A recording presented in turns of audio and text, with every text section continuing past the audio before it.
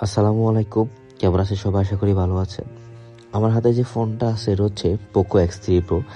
বর্তমানে সবাই যারা টেকনিশিয়ান বাইরে আছেন, কাজ করতেছেন, সবাই জানেন যে পোকো X3 Pro বা গেমিং যে ফোনগুলো আছে, এটা প্রত্যেকটা ফোনেরই কম বেশি সিপিইউ রিবলিং করা লাগে। তো অনেক সময় দেখা যায় সিপিইউ রিবলিং করার পরও আপনারা সাকসেস হন না, আসলে বুঝতে পারেন না যে কোথা থেকে সমস্যা, সিপিইউ থেকে সমস্যা নাকি র্যাম থেকে সমস্যা। তো আমার ভিডিওটা একটু দেখেন, আমি আপনাকে দেখাবো এই ফোনে সিপিইউ ইনস্টল করার আগে কত সেন্স থাকে এবং সিপিইউ ইনস্টল করার পরে কত সেন্স থাকে। বর্তমানে আমার বোর্ডটি ক্লিন আছে, এখানে শুধুমাত্র পাওয়ার এসি, চার্জিং এসি, পাওয়ার এসি কানেক্টেড। এই অবস্থায় ফোনটি সেন্স 4 ডিজিট পাওয়ার সাপ্লাইতে 22 বা 23 করতেছে, যে 22 23 বর্তমানে কিন্তু ফোনটিতে সিপিইউ কানেক্ট করা নেই। সিপিইউ কানেক্ট ছাড়া 22 23 সেন্স করতেছে।